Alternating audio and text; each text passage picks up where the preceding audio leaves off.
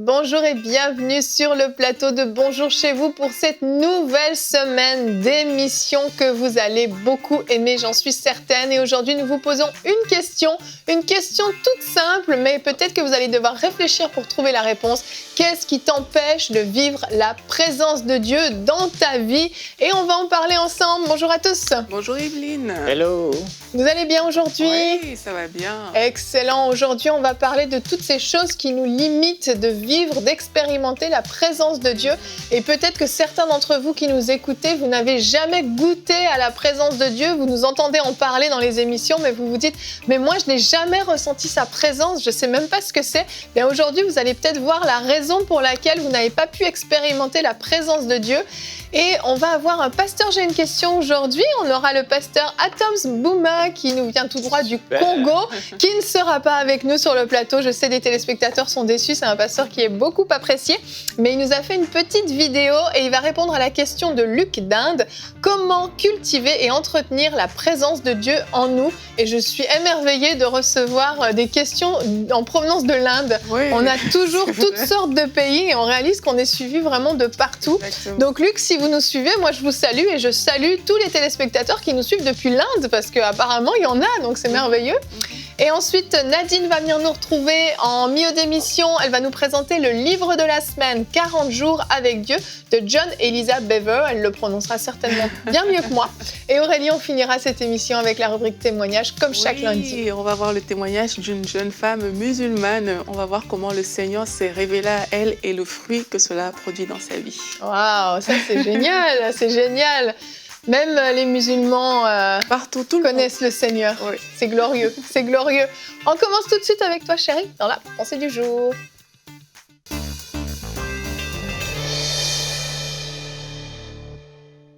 Qu'est-ce qui m'empêche de vivre la présence de Dieu?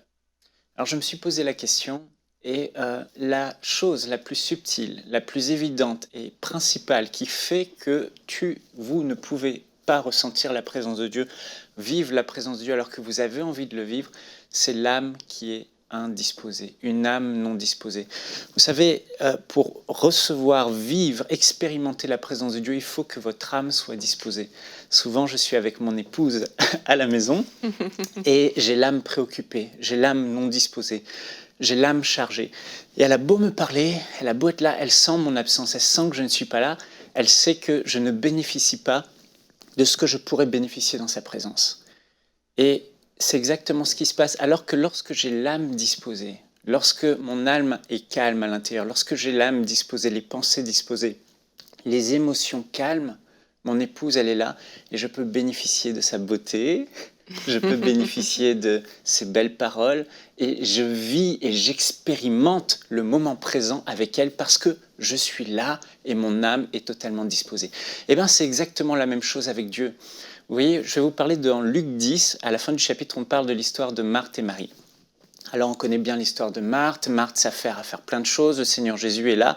Elle veut servir le Seigneur. Elle prépare les repas, elle sert les boissons, elle sert les repas. Et puis elle voit sa sœur Marie qui se tient aux pieds du Seigneur Jésus. Et elle est révoltée. Elle dit, Seigneur, ça ne te gêne pas que ma sœur Marie se tient à écouter tes paroles et moi je suis là et elle ne m'aide pas alors que je m'affaire à toutes ces choses. Jésus va donner à Marthe une réponse. C'est-à-dire, Marthe, Marthe, Marthe, tu t'agites et tu t'inquiètes pour beaucoup de choses. Une seule chose est nécessaire. Marie a choisi la bonne part et elle ne lui sera pas ôtée. Ici, le Seigneur Jésus donne à Marthe la raison pour laquelle Marthe, alors que le Fils de Dieu est présent dans la pièce, alors que le Fils de Dieu est physiquement là, la présence, la plénitude de Dieu en lui est là, et qu'on peut bénéficier de tout ce que sa présence amène, Marthe est là, à côté de Jésus, en présence de Jésus, mais ne bénéficient pas de sa présence. Et ici, j'aimerais vous dire, c'est exactement la même chose avec les croyants. La Bible dit que l'Esprit de Dieu habite en chaque chrétien né de nouveau. Nous avons en nous tout ce qu'il faut pour vivre, expérimenter la glorieuse et merveilleuse présence du Fils de Dieu à travers le Saint-Esprit. Et pourtant, on est si souvent là, il est là, tout est là, mais on ne l'expérimente pas. Pourquoi ? Pour les mêmes raisons que Marthe. On s'agite et on s'inquiète pour beaucoup trop de choses. Quand ton âme n'est pas disposée, Marthe était là dans tout un tas de choses. Elle était préoccupée, elle était dans des to-do, elle était dans des impératifs, dans l'inquiétude du lendemain, etc. Mais là, il fallait qu'elle dispose son âme pour se tenir auprès du Seigneur et bénéficier de tout ce qu'elle avait à bénéficier. Et vous savez, c'est une histoire de priorité. Pourquoi Marthe n'a pas fait de Jésus et de la présence de Jésus sa priorité ? Parce que son âme était trop chargée. Vous savez, dans la présence de Dieu, on a la bénédiction comme Ebed-Edom qui te poursuit. On a la révélation de la parole de Dieu comme Marie qui se tenait là et on entend les paroles de Jésus. On a le toucher du Saint-Esprit qui te restaure, qui restaure ton âme, qui restaure ton corps. On a la transformation à son image, de gloire en gloire. On est transformé quand on passe du temps. Mais pourquoi on se prive de la présence de Dieu alors qu'il y a tous ces bénéfices ? On peut se passer de tout, mais on ne peut pas se passer de Dieu. C'est une histoire de priorité. Marthe a mal choisi ses priorités. Et vous savez, plusieurs vont me dire, oui, mais si je m'arrête, si je ne le fais pas, qui le fera ? Il faut apprendre à appliquer ce que Jésus a dit. Le lendemain aura soin de lui-même. Il faut apprendre à abandonner, à lâcher prise et à faire confiance à Dieu pour le lendemain, pour pas avoir l'âme chargée. Il faut se vider la tête. Et quand tu es vraiment dans la présence de Dieu, tu dois être convaincu que si tu fais de Dieu ta priorité, que tu fais de ce temps d'intimité avec lui ta priorité, tu vas pouvoir expérimenter la présence de Dieu. Et dans sa présence, Dieu va s'occuper de tes affaires. C'est pourquoi dans Matthieu, au chapitre 6, au verset 33, il a dit « Recherchez premièrement le royaume de Dieu et sa justice, et toutes ces choses vous seront données. » Il est écrit « Vous seront données ». Il n'est pas dit « Vous ferez des efforts pour les obtenir par vous-même ». Il est dit « Quelqu'un viendra te les donner ». Peut-être un ange, peut-être un homme, mais Dieu va s'occuper de te donner. Donc je veux vous encourager aujourd'hui. Vous ne pourrez expérimenter la présence de Dieu que dans des temps d'intimité avec lui où votre âme est disposée. Alors aujourd'hui, faites tout pour disposer votre âme, pour calmer votre âme et pour passer ce temps merveilleux dans la présence de Dieu. Et vous allez expérimenter les bénéfices de sa présence. Amen, amen. Gloire à Dieu pour sa présence extraordinaire qui nous est disponible, qui nous est accessible.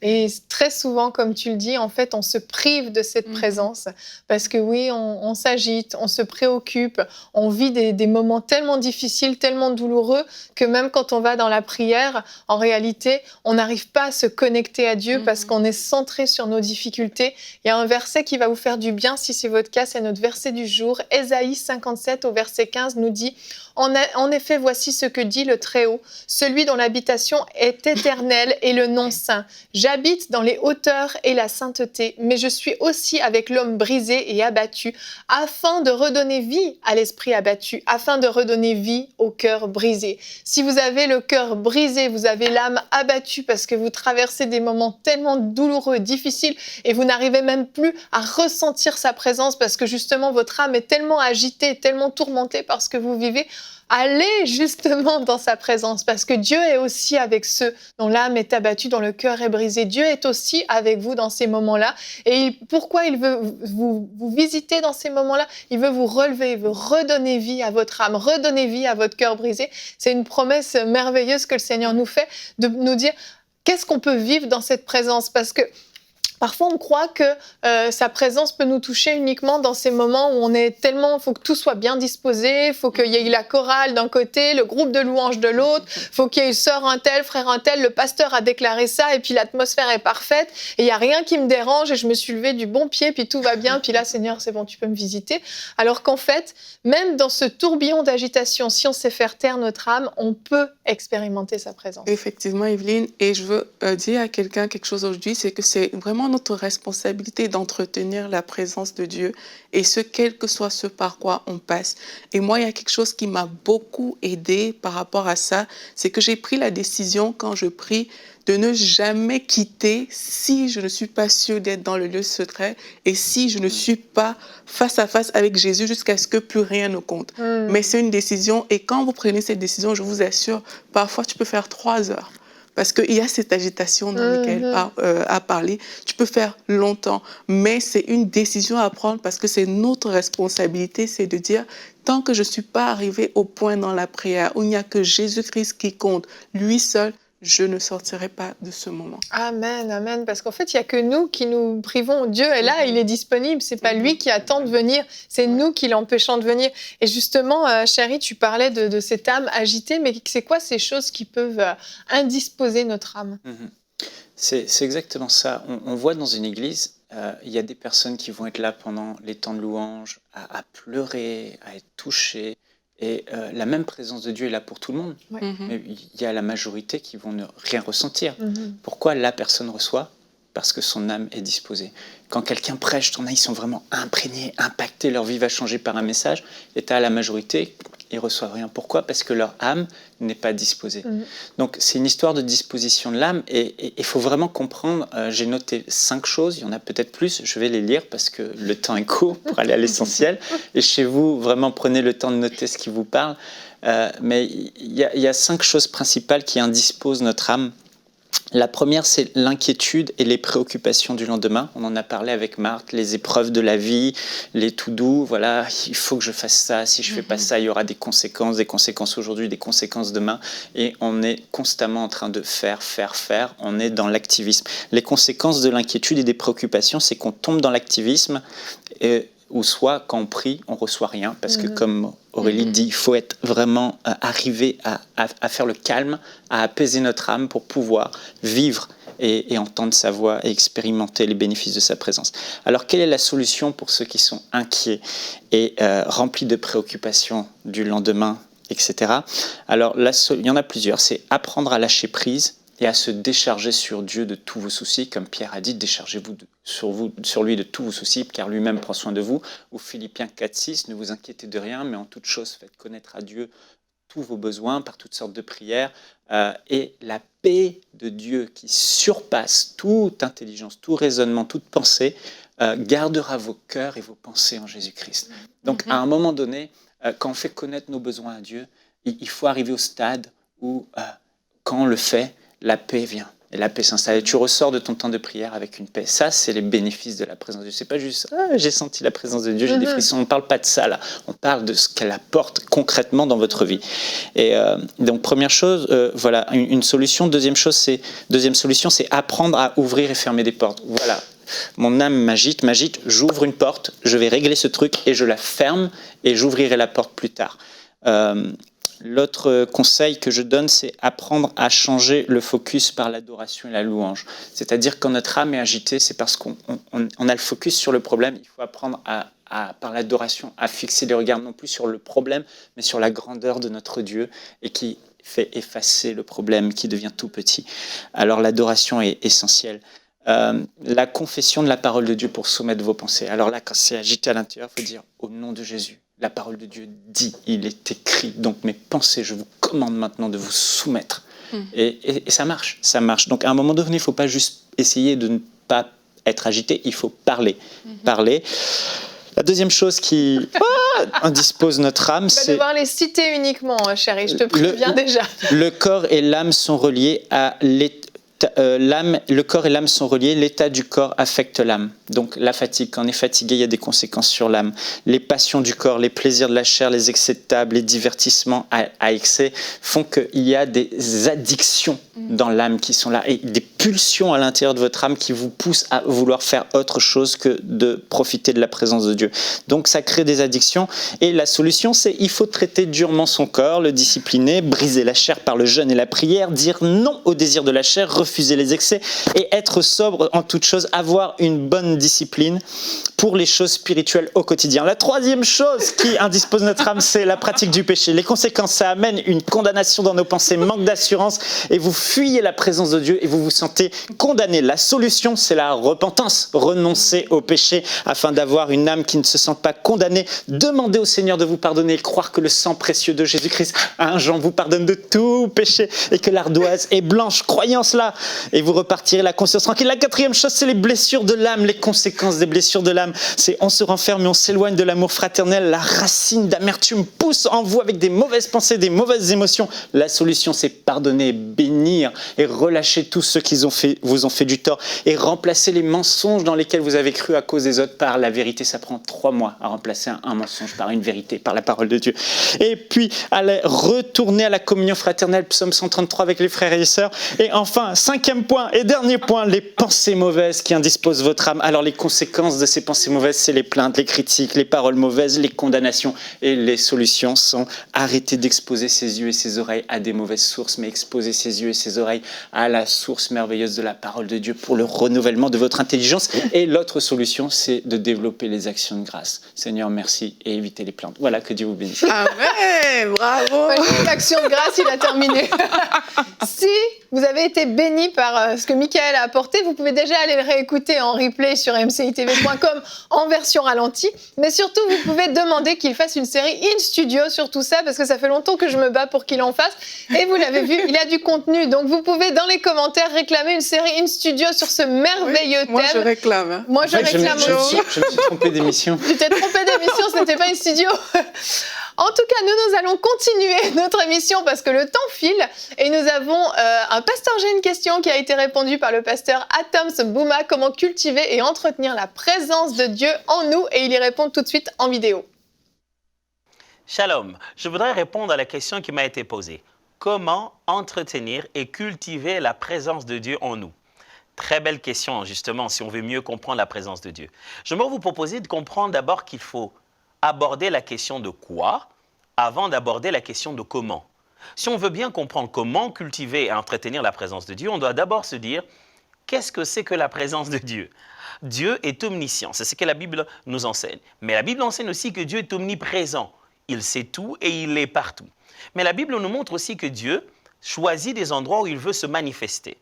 Dieu choisit des lieux où il veut que sa présence soit manifeste et il vit en communion, en une relation avec un peuple qui, par la foi, a accepté de croire au message de l'Évangile. Donc, la présence de Dieu, c'est cette réalité qu'il y a dans la communion qu'on a avec lui, quoi qu'il soit partout, mais il accepte de vivre une relation, une communion avec ceux qui ont foi en lui. Donc, vous devez retenir 3 choses au sujet de la présence de Dieu. 1, la présence de Dieu peut se connaître, la présence de Dieu on en est conscient. Et troisièmement, la présence de Dieu peut s'expérimenter. Je répète, il y a connaissance, conscience et expérience de la présence de Dieu. Alors, connaître la présence de Dieu se fait par la parole de Dieu. C'est en connaissant la parole de Dieu que vous connaissez la personne et la présence de Dieu. Et être conscient de la présence de Dieu, c'est fait justement par la communion. Par exemple, par la prière. Quand vous priez, vous avez conscience de la présence de Dieu. Parce que quand vous causez avec les gens, vous êtes conscient de leur présence devant vous. Mais quand vous commencez à prier, vous vous focalisez sur votre conscience de la présence de Dieu. Et troisièmement, c'est l'expérience, c'est-à-dire la manifestation de la présence de Dieu, de sorte que cela est un ressenti, une expérience physique, j'allais dire physiologique, mais aussi spirituelle. On ressent cela, on vit cela. Si on a compris qu'il y a connaître la présence de Dieu, être conscient de la présence de Dieu et expérimenter la présence de Dieu, on comprend tout de suite qu'est-ce qu'il faut faire comme démarche si on veut apprendre à cultiver et à entretenir la présence de Dieu au-dedans de nous. Un texte simple. La même chose que Paul est en train de dire dans Éphésiens, il dit aussi la même chose dans Colossiens. Vous savez que ces 2 livres se ressemblent à peu près jusqu'à 90%. Éphésiens chapitre 5, à partir du verset 17 et un peu plus bas. Et Colossiens chapitre 3, à partir du verset 15 aussi.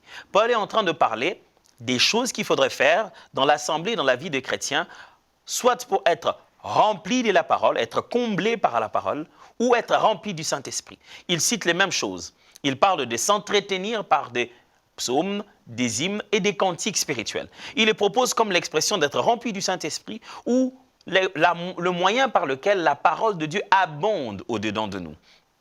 Vous voyez ça? chanter des cantiques, des psaumes, ainsi de suite. Toutes ces choses sont des expressions, des moyens de maintenir la présence de Dieu par la conscience de sa présence. Alors, je simplifie tout avant de finir. Si vous voulez entretenir la présence de Dieu, vous devez apprendre à mieux connaître Dieu.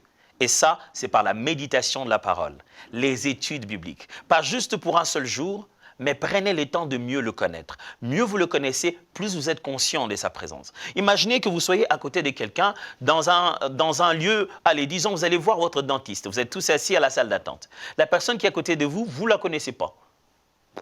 Du coup, vous savez qu'il y a quelqu'un, mais vous ne savez pas qui c'est. Mais si vous connaissez très bien la personne qui est à côté de vous, vous avez une autre dimension, un autre degré, la conscience de sa présence. Connaître Dieu vous permet de mieux entretenir sa présence. Deuxièmement, si vous voulez vivre la conscience de la présence de Dieu, vous devez cultiver les exercices spirituels. La Bible propose de jeûner, de prier, de veiller. Parler avec Dieu. Plus vous parlez avec Dieu, plus vous prenez conscience de sa présence parce que vous lui parlez et il vous répond. Je reste encore dans mon exemple où on est tous à la salle d'attente chez les dentistes. Maintenant que je sais que mon voisin s'appelle Roland, je parle avec Roland. Plus je parle avec Roland, plus je comprends que Roland est là. Si Roland ne me parle plus, je dis « Où es-tu, Roland? Où est-ce que tu es? Qu'est-ce qui se passe ?» Quand on sent moins des communions, on se dit « Qu'est-ce qui se passe avec la présence ?» Pour ça, on développe donc par la prière, la méditation, la parole, je le dis pour la connaissance, la prière, l'éveillé, le jeûne, les exercices spirituels. Et enfin, l'expérience de la présence de Dieu. Pour l'expérience de la présence de Dieu, c'est justement par la manifestation de dons spirituels. Retenez ceci, le caractère de Dieu, donc les fruits de l'esprit, vous permet de porter la présence de Dieu. Christ vit en vous et se manifeste par vous. Et les dons du Saint-Esprit, c'est-à-dire le don de l'esprit, les manifestations de l'esprit, vous permettent de manifester la présence de Dieu par vous. Développez les caractères que la parole vous dit dans la méditation, que vous faites entrer dans votre homme intérieur par la prière en vous battant pour discipliner la chair. Et vivez la manifestation de l'esprit par la parole de Dieu. Dieu vous bénisse. Merci, Pasteur Atoms. Pasteur Atoms, il a l'art de prendre quelque chose, de prendre quelque chose de compliqué et de te l'apporter super simplement. Ouais. Et je profite pour te dire bonjour Nadine. Et bonjour Evelyne, bonjour Aurélie. Nadine, avant qu'on passe à toi, je vais juste rappeler à nos téléspectateurs qui peuvent nous envoyer leurs questions à l'adresse pasteur.j'ai-une-question@emcitv.com s'ils veulent nous envoyer des questions pour la rubrique Pasteur j'ai une question. Et on va déjà découvrir notre livre de la semaine dans la rubrique Culture et Médias. Découvrez le livre de la semaine.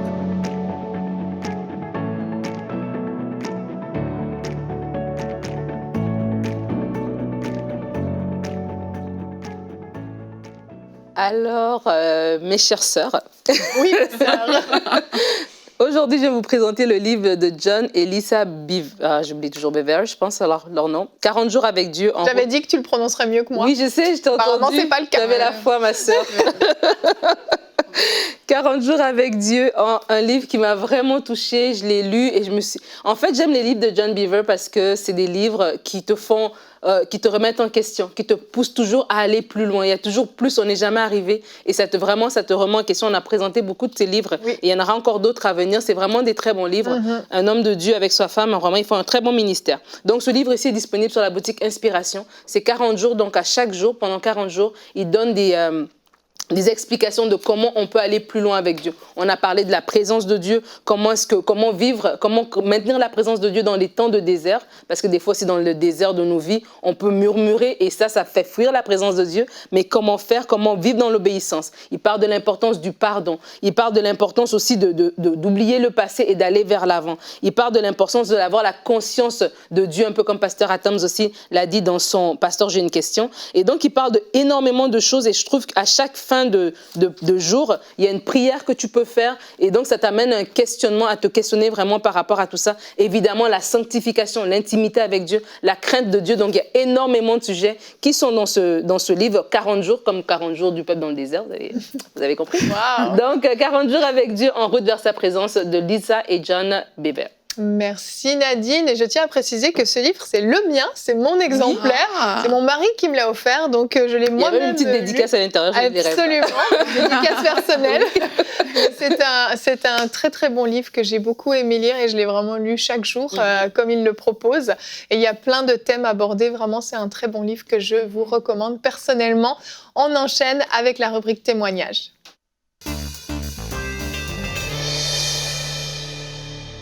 Donc, c'est l'histoire de Festona aujourd'hui qu'on va partager. Elle est née dans une famille musulmane et elle nous dit que j'ai toujours cru en Dieu, mais un Dieu tellement inaccessible. C'est comme ça qu'elle a commencé son témoignage.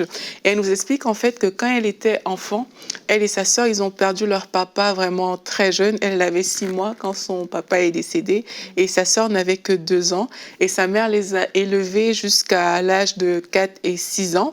Et ensuite, on les a envoyés dans une famille chez un de leurs oncles, en fait. Et en fait, dès qu'on a fait ça, elle a senti un esprit d'abandon qui est vraiment venu s'installer en elle et réaliser. Elle avait 4 ans à l'époque. Et elle dit, je gardais tout en moi et je ne disais jamais non, même si les choses me faisaient mal. J'ai accumulé tant de souffrances en moi-même et même si j'avais toujours été une personne souriante, mais je souffrais. Donc, cet esprit d'abandon-là a vraiment détruit son être intérieur au point où elle n'en pouvait plus. Et un jour, chez elle, elle dit qu'elle a commencé à pleurer et elle a crié à Dieu. Elle a dit, si tu existes, je te demande pardon pour tout ce que j'ai fait, mais viens. Quand elle a vraiment crié comme ça. Et dans ce moment-là, il y a des frissons qu'elle dit qui ont parcouru tout son corps.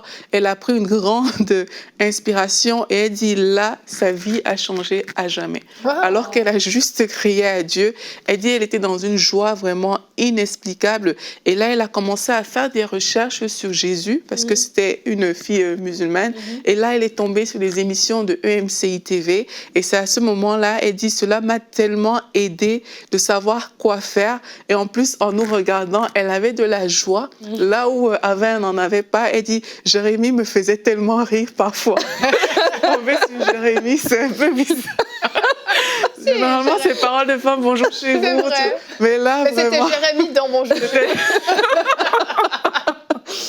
Et puis elle dit, je suis coiffeuse et je témoigne tellement aux gens autour de moi. C'est merveilleux ce que Jésus a fait. Et alors qu'elle nous a écrit, elle s'est fait baptiser il n'y a pas longtemps. Elle dit qu'elle n'oubliera jamais ce jour. Elle a parlé aussi à son mari pour qu'elle veut quitter la religion musulmane. Et aussi, elle dit, je commence à parler de Jésus à ma famille. Sa famille est au Kosovo. Je commence à parler de Jésus à ma famille. Et elle dit, ce sont des choses surnaturelles qui sont en train de se passer parce que c'était une famille plutôt fermée dans ses propos. Donc, on encourage vraiment Festona à continuer. Et on dit gloire à Dieu pour sa vie. Ah, c'est merveilleux. Quel beau témoignage. Gloire à Dieu. Et c'est une bénédiction, Festona. On est heureuse de vous avoir accompagné dans vos premiers pas avec le Seigneur. C'est un privilège qu'on a de pouvoir être avec des nouveaux citoyens du royaume et de pouvoir leur enseigner aussi les bases. Donc vraiment, gloire à Dieu, on se réjouit beaucoup, beaucoup. Si vous avez des témoignages en lien avec EMCI TV, vous pouvez aller sur notre site emcitv.com/témoignages et remplir le formulaire de témoignage pour nous partager ce que vous avez vécu.